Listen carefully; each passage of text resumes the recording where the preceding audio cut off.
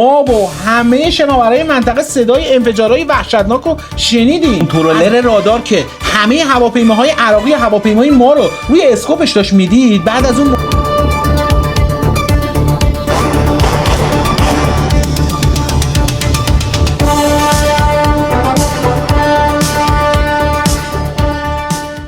درود بر شما، اینجا زاغ مدیاست و من هم جلال هستم. به اپیزود دوم نبرد نفسگیر تیمسار فریدون علی مازندرانی با 13 جنگنده متجاوز دشمن خوش اومدید.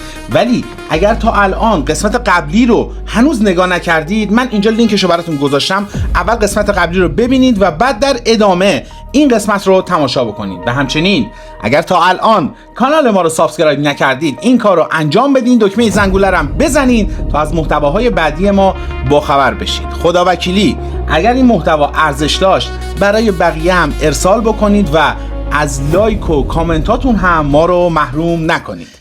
امشب یه F14 بدون کابین عقب ور می‌داری میری اصفهان، اونجا کمبود نیرو داریم. خندیدم گفتم جاوید کسی درباره پرواز فردای من چیزی به تو نگفته؟ اونم جا خورد، گفت میشه داشتیم منطقه رو رصد می‌کردیم، هم وضعیت هواپیماهای عراقی مهاجم و هم وضعیت فانتومای خودمون که میرفتن برای مأموریت میومدن. ایشون پرسید که وضعیت هواپیما و خودت چجوریه؟ گفتم همه چی عالیه. بعد با یه لحن جدی گفتش که فریدون جان، منطقه جنوب خیلی خالیه و اونجا هم اوضاع خیلی خرابه. از تهران درخواست کردن که اگر میتونی برای مدتی برو اونجا. سقوط میکنه و نمیتونه از هواپیما بپره بیرون.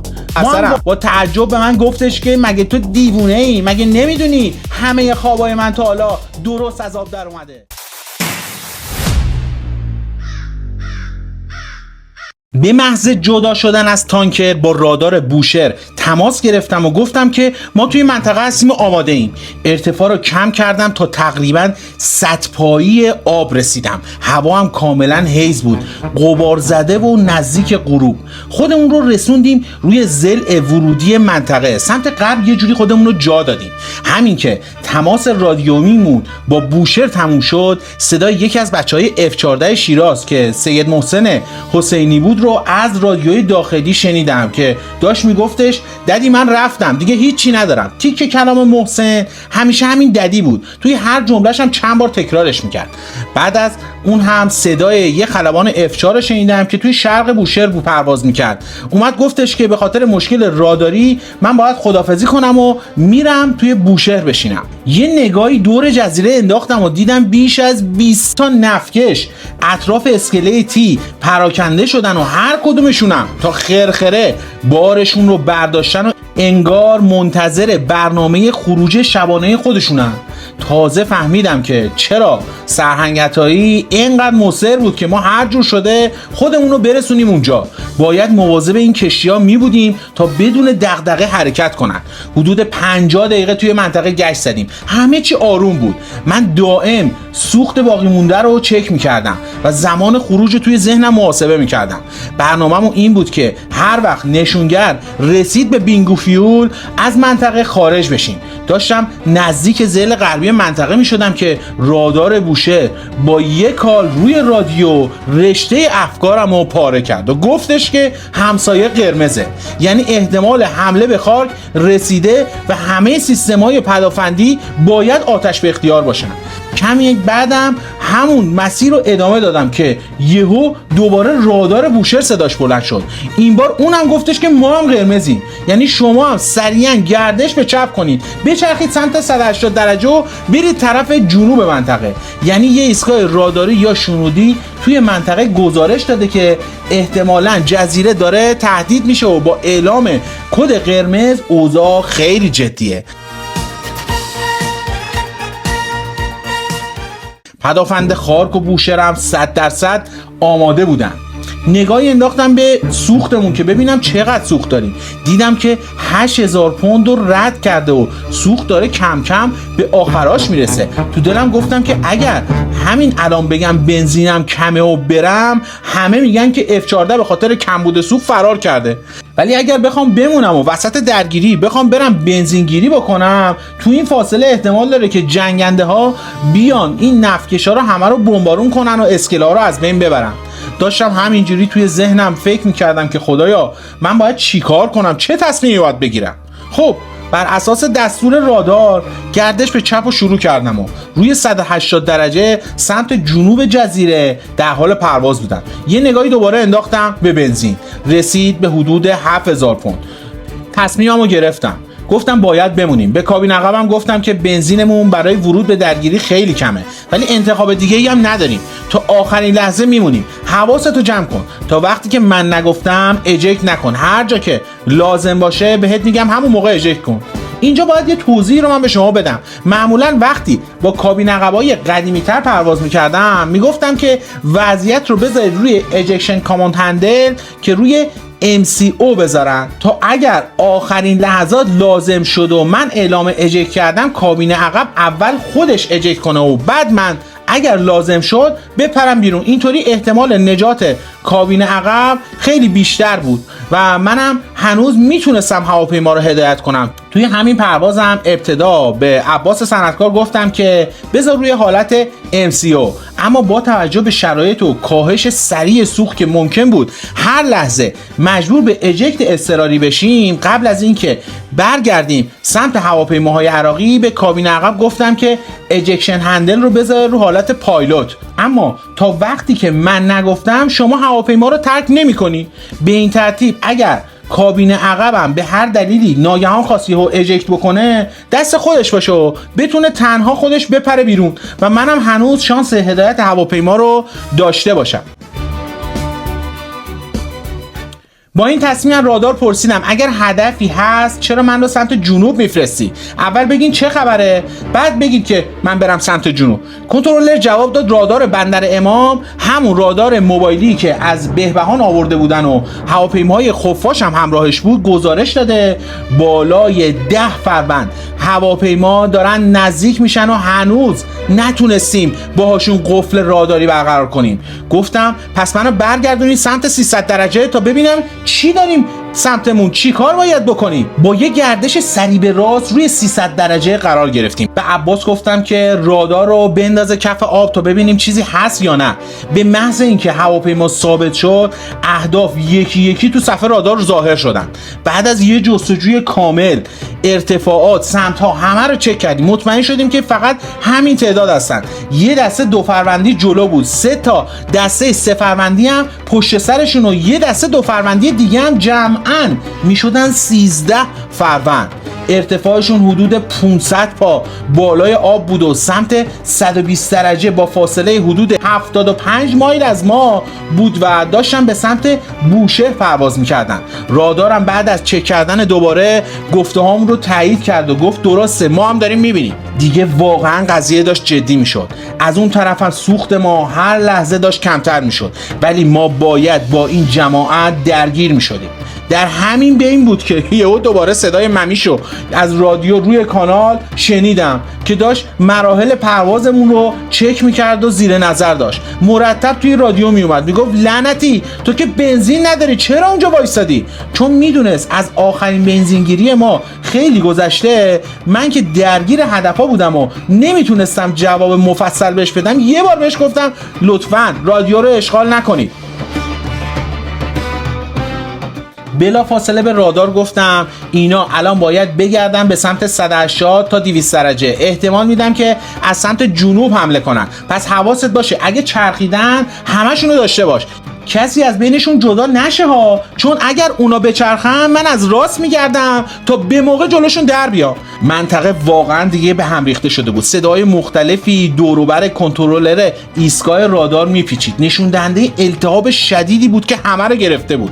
همزمان با حرف زدن با من مکالمه‌های دیگه‌ای هم با ایستگاه‌های دیگه و سایت‌های پدافندی تو جریان بود که همشون رو من داشتم میشنیدم. کنترلر رادار با یه صدای گرفته اعلام کرد که هدفها گردش به راست کردن و سمت 170 درجه رو با فاصله 55 مایلی شما گرفتن. همین موقع بود که چراغای لو فیول لایت ما یا همون کمبود سوخت ما سمت چپ و راست روی پنل روشن شدن. پشت سرم چشمک می‌زدن. چراغای دیگه هم شروع کردن به چشمک زدن. تنها کاری که قبل از شروع به گردش به راست کردم این بود که ارتفاع رو بذارم روی 35 فوت بالای آب که رادار آلتیمیتر فعال بشه. اینطوری اگر چرخش تند میشد و فاصله مونم با آب کم میشد با بوق هشدار میداد و ارتفاع رو یادآوری میکرد. ضمناً از کابین عقبمونم پرسیدم که سیستم های ALR و LAQ چه فلرها همه روشن هستن یا نه. اونم با یه جواب یسر محکم خیال منو از این بابت راحت کرد. تنها مشکلمون کمبود سوخت بود، کاری هم که از دستمون بر نمی اومد. توی این موقعیت باید تا جایی که میتونستیم جلو میرفتیم و اگه موشکی نمیخوردیم به موقع اجکت میکردیم. نشون دهنده بنزین روی 2500 گیر کرده بود و به خاطر همین چند تا چراغ وارنینگ دیگه هم روشن خاموش میشدن. درست توی همین موقع هدفها گردششون رو از سمت چپ به حدود 20 درجه شروع کردن. با فاصله حدود 35 مایلی از ما با اعلام این وضعیت از طرف رادار منم گردش کردم، خودمو انداختم سمت راست و شروع کردم به کم کردن ارتفاع تا برسم به حدود 50 فوت بالای آب. آخرای گردش بود که به صنعتکار گفتم اگر از گردش در اومدیم فقط بیرون رو نگاه کن و مواظب باش به هیچ وجه روی هیچ تارگتی قفل راداری نکنی. اگر لازم شد خودم از PLM لاک استفاده میکنم. یه نگاهی انداختم به نشونگر سوخت، از 2000 پوند پایینتر میرفت. از وسطای گردش به بعد خودم هم فقط بیرون هواپیما رو داشتم نگاه میکردم تا ببینم چیزی به سمتمون شلیک شده یا نه. درست توی لحظه‌ای که روبروی هواپیماهای عراقی قرار گرفتیم با حدود فاصله 20 مایل، عباس با نزدیک شدن هدفها شروع کرد به کار کردن روی سیستم‌های LCM. دستواشه شد و شروع کرد اولین قفل راداری رو انجام داد. بلافاصله با فریاد داد زدم و گفتن که بابا قفل رادیو رو بشکن، مگه نمیبینی چند تا موشک داره به سمت ما میاد؟ کنترلر رادار که همه هواپیماهای عراقی و هواپیمای ما رو روی اسکوپش داشت میدید، بعد از اون مکالمه‌ای که روی رادیو با هم داشتیم دیگه صداش در نیومد. توی آسمون بیش از 20 فروند موشک کله قرمز مستقیم داشت میومد سمت ما. هیچ راهی برام نمونده بود، همشون سمت ما هجوم آورده بودن. صدای آژیرهای مختلف از سیستم ها بلند شد و چراغای هشدار یکی پس از دیگری همینجوری چشمک میزدن. چف و فلرها هم پشت سر هم زیر و ته هواپیما شلیک میشدن. تنها راه نجاتمون شروع مانورای سنگین و گردشای شدید به چپ و راست بود، چیزی که ما بهش میگیم جینکینگ. بذارید من اینجا توضیح به شما بدم این مانور جینکینگ چیه. شاید قبلا هم باش برخورده باشید. این مانور یعنی چی؟ یعنی یه بازی بقا توی آسمون. وقتی موشکای راداری یا حرارتی قفل کردن و میان سمت جنگنده، به جای فرار مستقیم که سرعتشون رو بیشتر میکنه مستقیم میری توی سینه‌شون و این کار فشار سنگینی رو به بدنت میذاره تا 6 یا 7 برابر وزن خودت، اما سرعت رو نگه میداره و رادار موشک رو از ردیابی خارج میکنه، چون نمیتونه حدس بزنه که کجا داری میری. معمولا با شتابگیری کوتاه ترکیبش میکنن و همزمان میان این چپ و فلر هم روشن میکنن و کلا موشکا گیج میشن. سکوت مرگبار رادیویی همه جا رو گرفته بود. فقط ما موندیم و اون موشکایی که از روبرو سمتمون پرواز میکردن. با استفاده از حداکثر قدرت موتور و 2-3 بار روشن کردن نازل‌های افتربرنر موشکا رو یکی یکی پس از دیگری شکست میدادیم و منحرفشون میکردیم. 8 فروند هواپیمای میگ 27 عراقی، میگ 23 های بهینه‌سازی شده مخصوص بمبارون و از انواع بمب با دیدن این صحنه همه بمباشون رو رها کردن توی آب و هر کدوم سعی می‌کردن با یه گردش به سمت عراق زودتر از بقیه از صحنه فرار کنن. در همین میونم هواپیماهای پوشش بمب افکن‌ها که همشون میراژ F1 بودن، هر کدوم 4 تا تیر موشک سوپرماترای 530 حمل می‌کردن. به شکل احمقانه هر 5 فروندم موشکاشون رو با هم همزمان سمت ما شلیک کردن. به همین خاطر بود که یهو این همه موشک توی آسمون به پرواز در اومده بودن. حالا ما که هنوز توی هوا بودیم هیچ موشکی بهمون نخورده بود و همچنان به سمتشون داشتیم پرواز میکردیم. اونا هم از ترسشون عین بمب افکنا پراکنده شدن. با وجود F-14 توی منطقه و از طرفی هم دایره موشکای هاک پدافندی ما، اونا هم همش سعی داشتن از منطقه دور بشن. پس هر کدومشون توی ارتفاع پایین با دستپاچگی شدید به هر سمتی میچرخیدن تا توی دام ما نیافتن، غافل از این که ما خودمونم با حداقل بنزین ممکن بود که هر لحظه بدون اصابت موشک مجبور به اجکت بشیم و هواپیما رو ترک بکنیم. با اینکه هوا غبارآلود بود و نزدیک به تاریک شدن هوا بود، بعد از منحرف کردن بیشتر موشک‌ها که یا توی هوا منفجر می‌شدن یا توی آب سقوط می‌کردن، تو سمت راستم 3 فروند از آخرین هواپیمای پوششی میراژ رو دیدم که با چشم قابل رؤیت بودن. با یه گردش فوق‌العاده تند از راست به سمتشون چرخیدم. دیدم هر سه تاشون از سوزا روشن کردن و دارن به صورت زیگزاگ روی آب به سمت عراق فرار میکنن. هر لحظه ممکن بود توی یکی از همین گردش‌ها یکیشون توی آب سقوط کنه. با دیدن عدد 600 روی نشون دهنده بنزین بلافاصله هواپیما رو کنترل کردم و از ادامه دادن مسیر منصرف شدم. قبل از هر کاری موتورا رو روی حالت 90% گذاشتم. دیگه هیچ هواپیمایی دور و برمون نبود. مدت‌ها هم بود که توی رادیو سکوت مطلق رادیویی برقرار بود. از عباس پرسیدم که متوجه هیچ ضربه یا شوکی توی هواپیما شده یا نه. اونم جواب منفی داد، گفت هیچ اتفاقی نیفتاده. کمی خیالم راحت شد و مشغول تعیین موقعیت خودم هواپیما شدم. یه نگاه کردم دیدم توی فاصله جزیره فارسی و عربی توی 50 مایلی جنوب خارکم و شروع کردم به صدا زدن رادار. اول صداش زدم دیدم جوابی نمیاد، دوباره صدا زدم بازم سکوت بود. نهایتا برای 3مین بارم صدا زدم. این بار کنترلر با ناباوری و بغضی که تو گلش گیر کرده بود بنده خدا جواب داد و پرسید مگه شما هنوز توی هواپیما هستین؟ بهش گفتم که پس قرار بود کجا باشیم؟